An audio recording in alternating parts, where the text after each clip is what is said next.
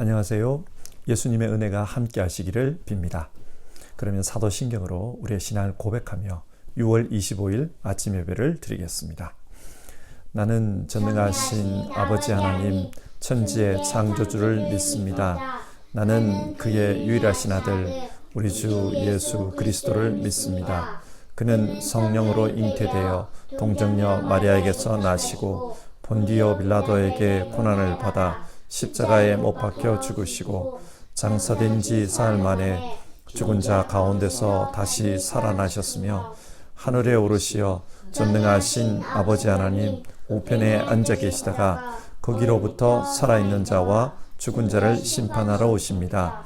나는 성령을 믿으며 거룩한 공교회와 성도의 교제와 죄를 용서받는 것과 몸의 부활과 영생을 믿습니다. 아멘.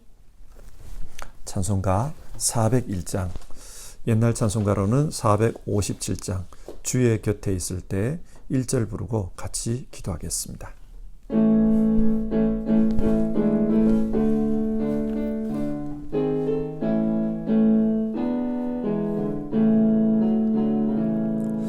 주의 곁에 있을 때 마음이 든든하오니 주여 내가 살 동안 인도하여 주소서. 주여 나를 인도하소서. 빠른 세상 살 동안 주여 인도하소서.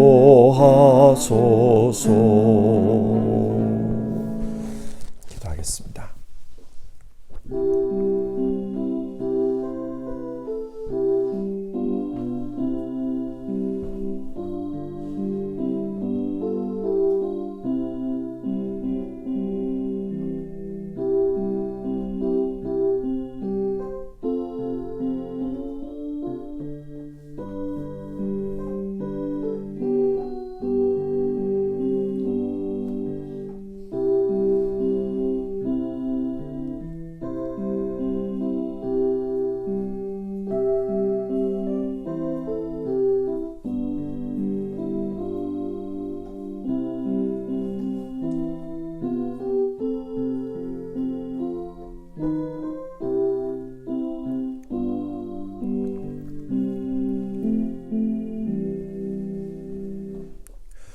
우리의 목자가 되시는 하나님, 우리를 인도하여 주시는 것에 감사를 드립니다. 하나님께서 우리를 인도해 주실 때 우리는 정말 평강을 누릴 수 있습니다. 하나님, 어려움이 많은 시대입니다. 건강의 어려움과 영적인 위기와 또 우리의 삶을 둘러싼 여러 가지 어려움들 속에서 하나님의 인도하심을 받을 수 있기를 소망합니다. 우리 성도님들 각자의 삶 속에 하나님께서 인도해 주시는 역사가 오늘도 나타나게 하여 주시옵소서. 주님께 붙들려서 주님의 인도하심을 받는 그런 은혜를 누리도록 도와주시옵소서. 예수님의 이름으로 기도드립니다. 아멘. 오늘 함께 읽으실 성경 말씀은 역대하 18장 12절부터 17절까지 12절부터 해서 27절까지의 말씀입니다. 18장 12절에서 27절입니다. 한 절씩 교독해서 읽겠습니다. 미가야를 부르러 간 사자가 그에게 말하여 이르되 선지자들의 말이 하나같이 왕에게 좋게 말하니 청하건대 당신의 말도 그들 중 한 사람처럼 좋게 말하소서 하니 미가야가 이르되 여호와께서 살아계심을 두고 맹세하노니 내 하나님께서 말씀하시는 것 곧 그것을 내가 말하리라 하고 이에 왕에게 이르니 왕이 그에게 이르되 미가야야 우리가 길르앗 라못으로 싸우러 가랴 말랴 하는지라. 이르되 올라가서 승리를 거두소서. 그들이 왕의 손에 넘긴 바 되리이다 하니 왕이 그에게 이르되 여호와의 이름으로 진칠한 것 이외에는 아무것도 말하지 말라고 내가 몇 번이나 내게 맹세하게 하여야 하겠느냐 하니 그가 이르되 내가 보니 온 이스라엘이 목자 없는 양같이 산에 흩어졌는데 여호와의 말씀이 이 무리가 주인이 없으니 각각 평안히 자기들의 집으로 돌아갈 것이니라 하셨나이다 하는지라. 이스라엘 왕이 여호사밧에게 이르되 저 사람이 내게 대하여 좋은 일로 예언하지 아니하고 나쁜 일로만 예언할 것이라고 당신에게 말씀하지 아니하였나이까 하더라. 미가야가 이르되 그런즉 왕은 여호와의 말씀을 들으소서. 내가 보니 여호와께서 그의 보좌에 앉으셨고 하늘의 만군이 그의 좌우편에 모시고 섰는데 여호와께서 말씀하시기를 누가 이스라엘 왕 아합을 꾀어 그에게 길랏 라못에 올라가서 죽게 할까 하시니 하나는 이렇게 하겠다 하고 하나는 저렇게 하겠다 하였는데 한 영이 나와서 여호와 앞에 서서 말하되 내가 그를 꾀겠나이다 하니 여호와께서 그에게 이르시되 어떻게 하겠느냐 하시니 그가 이르되 내가 나가서 거짓말하는 영이 되어 그의 모든 선지자들의 입에 있겠나이다 하니 여호와께서 이르시되 너는 꾀겠고 또 이루리라 나가서 그리하라 하셨은즉 이제 보소서 여호와께서 거짓말하는 영을 왕의 이 모든 선지자들의 입에 넣으셨고 또 여호와께서 왕에게 대하여 재앙을 말씀하셨나이다 하니 그나아나의 아들 시드기야가 가까이 와서 미가야의 뺨을 치며 이르되 여호와의 영이 나를 떠나 어디로 가서 내게 말씀하더냐 하는지라. 미가야가 이르되 네가 골방에 들어가서 숨는 바로 그날에 보리라 하더라. 이스라엘 왕이 이르되 미가야를 잡아 시장 아몬과 왕자 요아스에게 끌고 돌아가서 왕이 이같이 말하기를 이놈을 옥에 가두고 내가 평안히 돌아올 때까지 고난의 떡과 고난의 물을 먹게 하라 하셨나이다 하니 미가야가 이르되 왕이 참으로 평안히 돌아오시게 된다면 여호와께서 내게 말씀하지 아니하셨으리이다 하고 또 이르되 너희 백성들아 다 들을지어다 하니라. 아멘.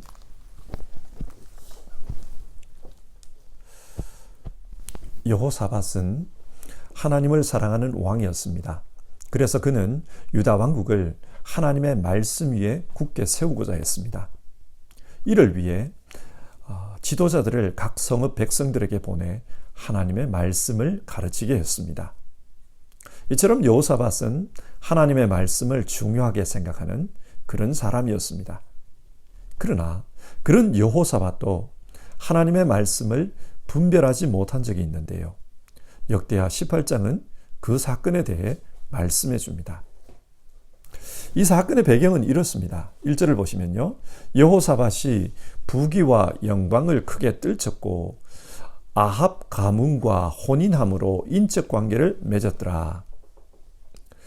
남왕국과 북왕국은 나라가 분열된 후 수십 년 동안 갈등 관계 속에 있었습니다.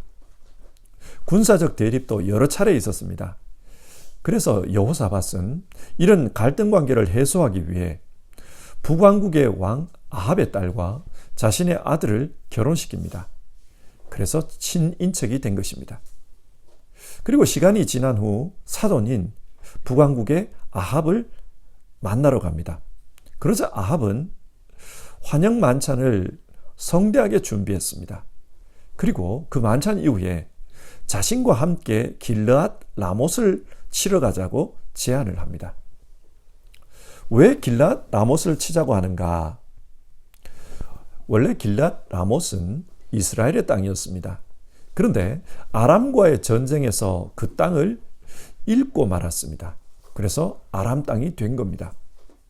근데 한 번은 아합 왕이 아람과의 전쟁에서 큰 승리를 거두게 됩니다. 그때 아람 왕은 포위되어서 거의 죽을 지경에 처했습니다. 그래서 아합에게 항복하면서 이런 말을 합니다. 지금까지 이스라엘과의 전쟁에서 빼앗은 땅을 모두 돌려주겠다. 그 약속을 한 후에 풀려났습니다. 그런데 풀려난 이후에 아람 왕은 이 약속을 지키지 않았습니다. 아합 입장에서는 굉장히 괘씸했습니다. 그래서 아합은 전쟁을 통해서라도 길르앗 라못을 되찾으려고 하는 겁니다. 자, 이 제안 후에 아합 왕이 묻습니다. 당신도 나와 함께 길르앗 라못을 치겠습니까? 다시 한번 물었어요. 그러자 여호사밧은 이제 우리는 한 가족인데 함께 전쟁에 참여하는 것은 당연합니다. 그렇게 대답합니다. 그런데 전제가 있습니다.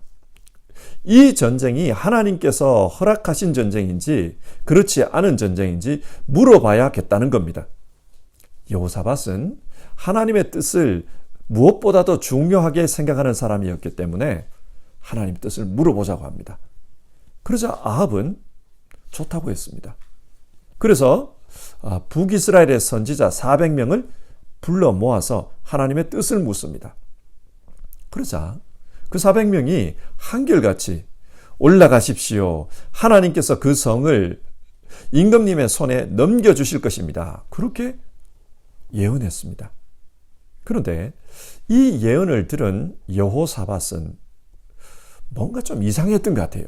그래서 하나님의 뜻을 물어볼 만한 다른 선지자는 없습니까? 이렇게 이야기합니다. 아마 이 당시의 분위기가 뭔가 짜맞추기를 하는 듯이 좀 그랬던 것 같아요. 그러니까 여호사밧이 의심하는 겁니다. 자, 그러면 한결같이 대답했던 이 400명의 선지자는 누구일까요?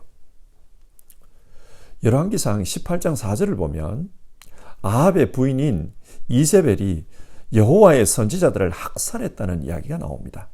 그리고 엘리야가 갈멜산에서 바알 선지자가 싸우게 되는데 그때 이런 말을 해요.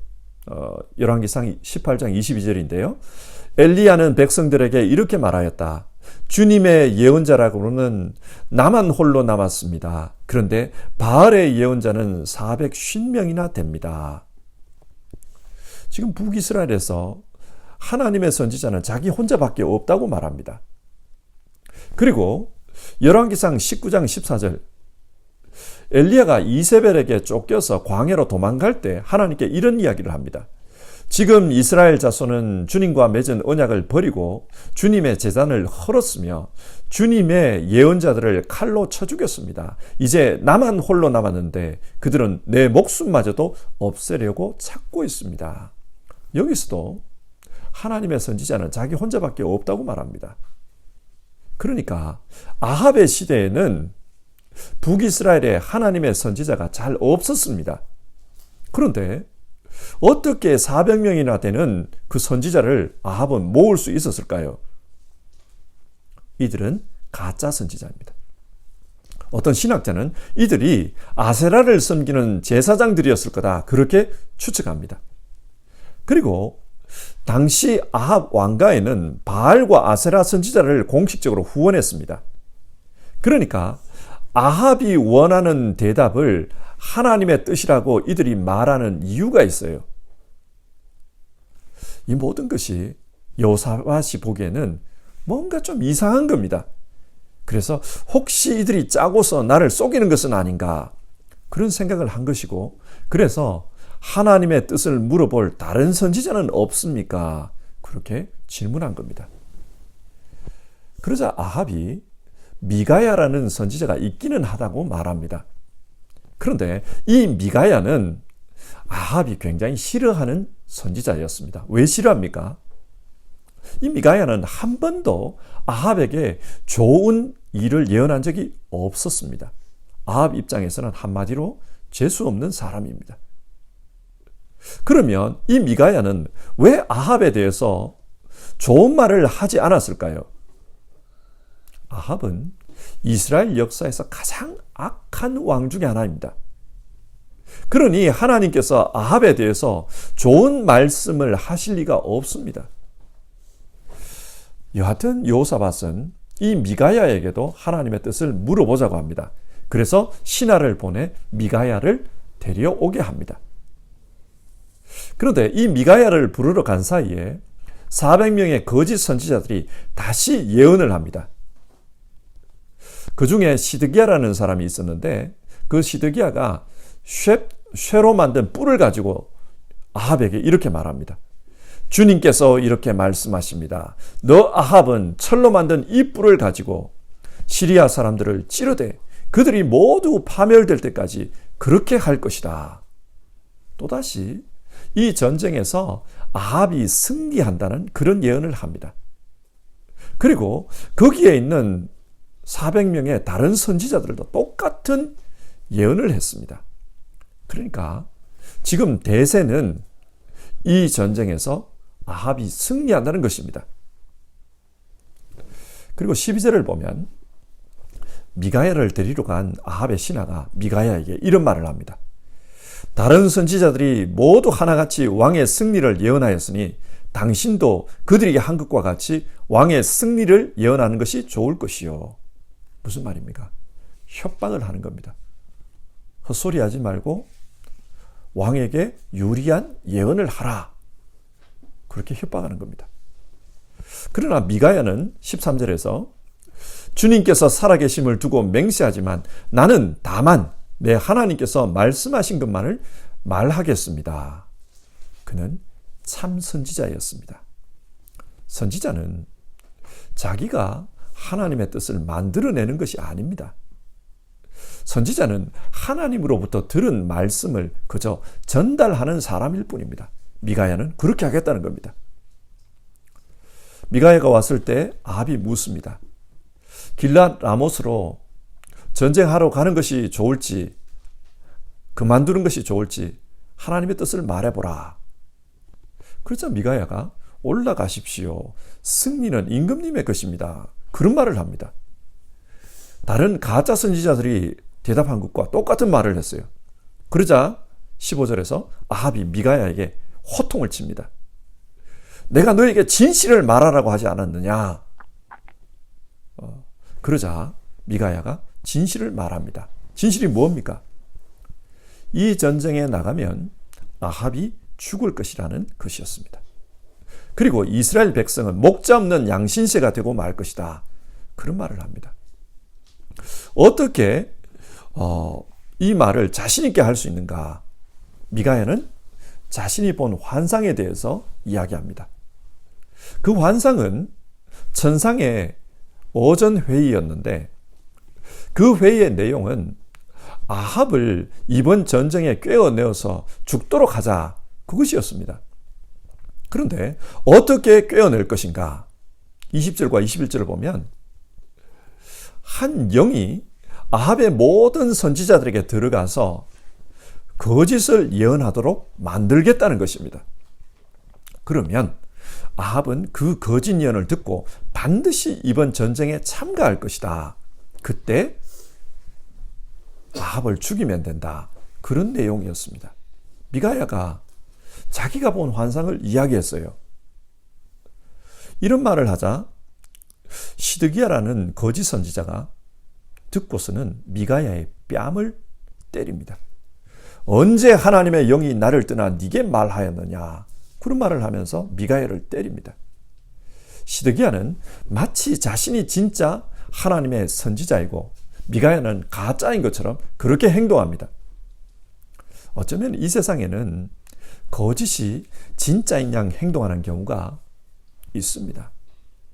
예수님 당시에도 가짜 하나님의 종들인 이스라엘의 종교 지도자들이 진짜 하나님의 아들인 예수님을 핍박했습니다. 이런 일은 있어요. 아합 역시 이 미가야를 핍박합니다. 미가야를 감옥에 가두라고 합니다. 그리고 자신이 전쟁에서 승리해서 돌아올 때까지 죽지 않을 만큼의 물과 죽지 않을 만큼의 음식만 주라고 그렇게 명령합니다. 미가야는 핍박받는 선지자였습니다. 그러나 그 핍박에 미가야는 굴하지 않아요. 27절을 보면 27절 아주 쉽게 말하면 만약 당신이 이번 전쟁에서 살아 돌아오면 내가 내 손에 장을 지집니다. 그런 말을 해요. 무슨 말입니까? 반드시 당신은 죽는다. 그 말이에요.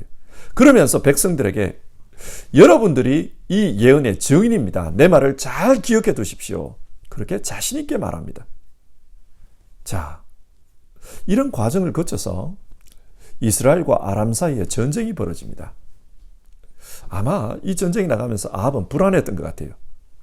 미가야의 그 예언을 믿지는 않았지만 그래도 찜찜했습니다. 그래서 전쟁에 나가면서 자신은 왕의 복장을 하지 않겠다고 해요. 그리고 일반 병사의 복장을 하고 그 전쟁에 참여합니다.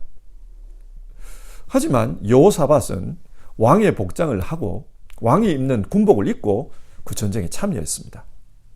그런데 이번 전쟁에 나오기 전에 아람 군대가 어떤 작전을 세웠는가?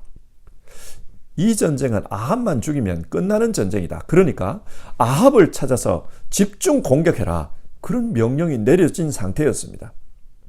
그래서 전쟁이 시작되니까 아람 군대가 왕의 복장을 한 이 여호사밧을 아합인 줄 알고 집중 공격했습니다. 그러자 여호사밧이 놀라서 하나님께 소리를 칩니다. 하나님께 부르짖으면서 기도를 하자 하나님께서 그를 불쌍히 여기시고 도와주셨습니다. 그래서 아람 군대가 쫓아가다가 저 사람은 아합이 아니다. 그리고 추적을 멈췄다는 거예요. 그런데 희한하게도 아람의 한 무명 군사가 무심코 당긴 활이 아합을 명중시켰습니다. 그것도 아합의 가슴막이 갑옷의 이음새 부위를 뚫고 들어가서 화살이 그 몸에 박혔다는 거예요. 이건 아주 우연히 일어난 일입니다. 여러분, 성경이 지금 무엇을 말하는 겁니까? 이 일은 우연처럼 보이지만 하나님의 심판이라는 것입니다. 그래서 하나님께서 뜻을 정하신 대로 그렇게 아합은 죽었다. 그것을 말합니다. 이렇게 전쟁은 끝났어요. 자, 오늘 말씀을 한번 정리해 봅시다. 여러분, 성경이 지금 무엇을 말합니까? 먼저 성경은 사람들이 왜 하나님의 말씀을 믿어야만 하는지 그 이유를 이야기합니다. 왜 하나님의 말씀을 믿어야 합니까? 하나님의 말씀은 단순한 말이 아닙니다. 하나님의 말씀은 하나님의 뜻이고 이 세상은 그 하나님의 뜻대로 움직인다. 그것을 말합니다. 그래서 악한 왕 아합을 죽이기로 작정한 그 하나님의 뜻대로 아합은 실제로 죽었습니다. 한번 생각해 보십시오. 어떤 대단한 궁수가 정조준에서 활을 쏜다고 해도 달리는 마차 위에 선 왕의 갑옷 이음새 부위를 통과해서 화살을 박아 넣겠습니까? 아마 가만 서 있어도 그 이음새 부위에 화살을 관통시키는 것은 불가능할 것입니다. 그런데 달리는 전차 위에 선 그 왕의 이음새 부위를 어떻게 관통시킵니까? 이것은 우연히 일어난 일입니다. 왜 우연히 이런 일이 일어났습니까? 하나님께서 아합을 죽이기로 뜻을 정하셨기 때문입니다. 여러분, 왜 우리가 하나님의 말씀대로 살아야 합니까? 이 세상은 하나님의 뜻대로 움직이기 때문입니다. 그래서 하나님의 말씀대로 살 때 우리는 바르게 살 수 있습니다. 하나님의 뜻에 합당한 인생을 살 수 있습니다. 어떤 사람은 성경 이야기를 그냥 좋은 이야기쯤으로 생각합니다. 어떤 사람은 성경을 다른 종교의 경전처럼 그렇게 생각합니다. 노너, 맹자, 이런 사람의 책처럼 생각합니다. 공자와 맹자의 책처럼 생각합니다. 그러나 성경은 그런 책과 다릅니다. 이 세상을 움직이시는 하나님의 뜻이 드러나는 말씀이기 때문입니다. 하나님의 말씀을 듣고 지혜를 얻어서 그 말씀대로 살아가는 것이 중요합니다. 왜냐? 이 세상은 하나님의 말씀대로 움직이기 때문입니다. 두 번째로 오늘 본문은 하나님의 말씀을 믿는 사람들, 그 사람들이 가지고 있는 허점에 대해서 이야기합니다. 앞에서 말씀드린 것처럼 여호사밧은 하나님의 말씀을 굉장히 중요하게 생각하는 사람이었습니다. 그런데 그런 그가 왜 하나님의 말씀을 듣지 않았을까요? 하나님은 미가야 선지자를 통해서 하나님의 뜻이 무엇인지를 분명하게 말씀하셨습니다. 따라서 하나님의 말씀에 따르면 여호사밧은 이 전쟁에 참여하면 안 돼요. 그런데 왜 여호사밧은 이 전쟁에 참여했습니까? 그는 하나님의 뜻을 잘못 분별한 것입니다. 400명의 거짓 선지자가 하나님께서 이 전쟁에서 승리하게 하실 것입니다. 그렇게 예언했습니다. 미가야 한 명만이 이 전쟁에 참여하면 안 됩니다. 그렇게 말했어요. 그러니까 400대 1입니다. 그리고 그 미가야는 이스라엘에서 핍박받는 선지자였습니다. 대세가 아니었습니다. 그래서 여호사밧은 대세를 따라 하나님의 뜻을 분별한 것입니다. 이런 여호사밧을 보면서 저를 포함한 우리 시대의 그리스도인들의 모습을 보게 됩니다. 우리 시대의 그리스도인들은 정말 하나님의 말씀을 사랑합니다. 특별히 한국 교인들을 보십시오.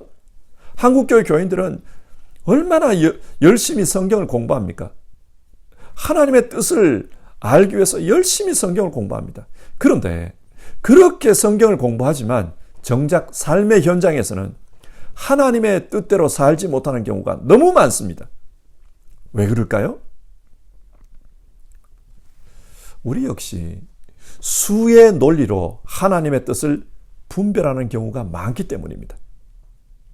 예를 들어 어떤 목사님은 성경을 해석하면서 이게 하나님의 뜻이라 그러고 다른 목사님은 똑같이 성경을 가지고 다르게 말합니다. 그럴 경우 우리는 무엇을 기준으로 하나님의 뜻을 분별합니까? 누가 더 대세냐? 누가 더 큰 교회 목사냐? 누가 더 유명하냐? 그것을 가지고 평가하는 경우가 많아요. 그러다 보니 우리 역시 여호사밧처럼 하나님의 뜻을 잘못 분별하는 경우가 생활 속에 참 많습니다. 하나님의 뜻은 대세를 통해서 드러나지 않습니다. 숫자를 통해서 구별할 수 있는 게 아닙니다. 신명기 18장 22절에서 하나님은 모세를 통해 이렇게 말씀합니다. 예언자가 주님의 이름으로 말한 것이 그대로 이루어지지 않으면 그 말은 주님께서 하신 말씀이 아닙니다. 무슨 말입니까? 진짜 하나님의 말씀이냐 아니냐를 구분하는 기준은 그 예언대로 되느냐 되지 않느냐 그거라는 겁니다. 이 세상은 하나님의 뜻대로 움직이기 때문에 진짜 하나님의 말씀이라면 그대로 된다는 거예요. 그런데 이 기준으로 생각해 보면 모든 하나님의 뜻은 시간이 지나봐야 알 수 있습니다. 시간이 지나서 그대로 되는지 안 되는지를 봐야 하나님의 뜻인지 아닌지를 구별할 수 있습니다. 지금 당장은 하나님의 뜻을 구별하기 어렵습니다. 그러면 여러분, 지금 당장은 하나님의 뜻을 분별하지 못하는 것입니까? 있습니다. 어떻게 해요? 우리는 철저히 예수님의 가르침을 가지고 생각해야 합니다. 이것이 예수님의 가르침에 맞느냐 틀리느냐 그것을 가지고 지금 당장 하나님의 뜻을 분별해야 합니다. 그래서 우리는 예수님을 잘 알아야 해요. 그리고 그 예수님의 가르침을 기준으로 하나님의 뜻을 판단해야 합니다. 왜 그런가? 예수님은 말씀이 육신이 되어 우리 가운데 오신 분입니다. 그러므로 그 예수님을 통해 하나님의 말씀을 우리는 분명히 분별할 수 있습니다. 예수님이라면 이럴 때 어떻게 하실까? 그것을 가지고 하나님의 말씀을 분별할 수 있습니다. 사랑하는 성도 여러분, 우리가 살고 있는 이 세상은 영적으로 참 전쟁터 같아요. 하나님의 뜻과 거짓이 싸우고 있는 그런 상황이에요. 자칫하면 우리도 여호사밧처럼 미혹될 수 있습니다. 바라기는 우리 모두 하나님의 뜻을 잘 분별해서 하나님의 영광을 드러내는 삶을 살길 바랍니다. 그러기 위해서는 철저하게 예수님의 가르침, 예수님의 가르침에 근거해서 하나님의 뜻을 분별해야 합니다. 우리 모두 그렇게 살기를 주님의 이름으로 축원합니다. 함께 찬송합시다. 459장, 옛날 찬송가로는 514장입니다. 459장 혹은 514장, 누가 주를 따라 섬기려는가. 우리 1절 부르고요, 같이 기도하겠습니다.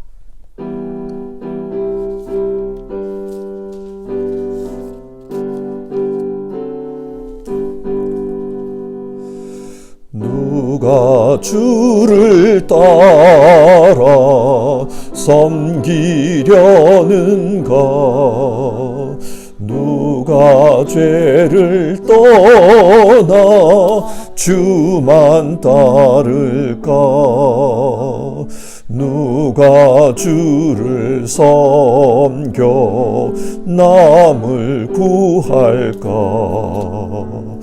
누가 주의 뒤를 따라가려나? 부르심을 받아 주의 은혜로 주를 따라가네. 주만 따르네. 오늘 성경 말씀을 가지고 기도합시다. 여호사밧 왕은 하나님의 말씀을 사랑하는 사람이었습니다. 그러나 그도 미혹되어 실수하는 것을 오늘 살펴보았습니다. 그가 미혹된 이유는 하나님의 뜻을 분별할 때 대세의 논리, 숫자의 논리로 판단했기 때문입니다. 우리 역시 영적으로 참 복잡한 시대를 살고 있습니다. 요즘 미디어를 보면 정말 많은 설교들이 범람합니다. 그런데 그 모든 설교들이 정말 하나님의 뜻에 부합할까? 그런 의심이 들어요. 우리 성도님들 입장에서는 하나님의 뜻을 분별하기 어려운 그런 시대입니다. 어떻게 하나님의 뜻을 분별할까요? 단 한 가지, 확실한 단 한 가지 방법, 예수님의 가르침에 비추어서 판단하는 것입니다. 세상의 논리, 다수의 사람들이 따르는 대세가 아니라 예수님이라면 어떻게 하셨을까? 성경 말씀을 가지고 그것을 판단해야 합니다. 그래서 같이 기도합시다. 하나님, 예수님을 따르는 마음을 우리에게 주옵소서. 우리 안에 진짜 하나님의 뜻을 분별할 수 있도록 지혜를 주옵소서. 보혜사 성령을 통해 예수님의 말씀을 생각나게 하겠다고 하셨는데 정말 영적으로 복잡한 이 시대에 예수님의 뜻을 잘 분별하도록 성령 하나님 도와주시옵소서. 우리 그렇게 기도합시다. 기도하겠습니다.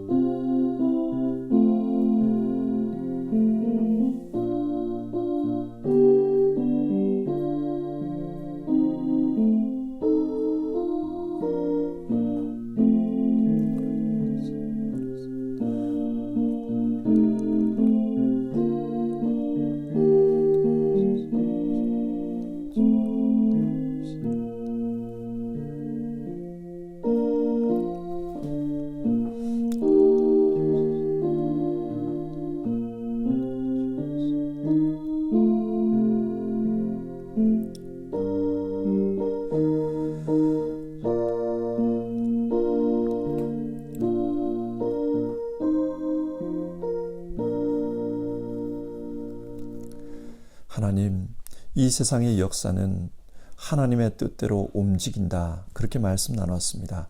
그렇기 때문에 우리는 하나님 말씀대로 사는 것이 이 세상의 삶을 바르게 사는 것이고 또 잘 사는 것이다. 그렇게 결론을 내렸습니다. 하나님의 뜻을 잘 분별하면서 사는, 하나님의 말씀을 잘 분별하면서 사는 우리 모두 되게 하여 주시옵소서. 근데 하나님, 우리가 사는 이 시대가 영적으로 참 복잡한 시대가 되었습니다. 매스미디어를 통해서 너무 다양한 의견들, 다양한 생각들, 다양한 해석들이 범람합니다. 그러는 가운데 옳지 않은 해석들도 많이 있는 것을 봅니다. 주님, 우리가 하나님의 뜻을 잘 분별하며 살도록 도와주시옵소서. 그리고 각자의 인생 속에서도 하나님의 말씀을 통해 하나님의 뜻을 잘 분별하도록 도와주시옵소서. 기준은 하나라고 했습니다. 예수님의 말씀, 그것이 기준이라고 했습니다. 그리고 예수님이라면 이때 어떻게 하셨을까? 그것을 가지고 하나님의 뜻을 분별해야 된다. 말씀 나누었습니다. 우리 성도님들 정말 이렇게 살아서 하나님의 말씀대로 살아서 하나님의 축복을 누리는 삶들 다 되게 하여 주시옵소서. 성령 하나님, 예수님의 말씀을 잘 분별하도록 도와주시옵소서. 생각나게 하여 주시옵소서. 오늘도 하루를 시작하며 정말 예수님을 따라서 예수님 말씀대로 살아서 예수님 뜻으로 하나님 뜻 분별하며 살겠다고 기도하는 모든 분들 한 분 한 분을 영적으로 축복해 주옵소서. 귀하신 예수님의 이름으로 기도드립니다. 아멘. 하늘에 계신 우리 아버지, 아버지의 이름을 거룩하게 하시며 아버지의 나라가 오게 하시며 아버지의 뜻이 하늘에서와 같이 땅에서도 이루어지게 하소서. 오늘 우리에게 일용할 양식을 주시고 우리가 우리에게 잘못한 사람을 용서하여 준 것 같이 우리 죄를 용서하여 주시고 우리를 시험에 빠지지 않게 하시고 악에서 구하소서. 나라와 권능과 영광이 영원히 아버지의 것입니다. 아멘.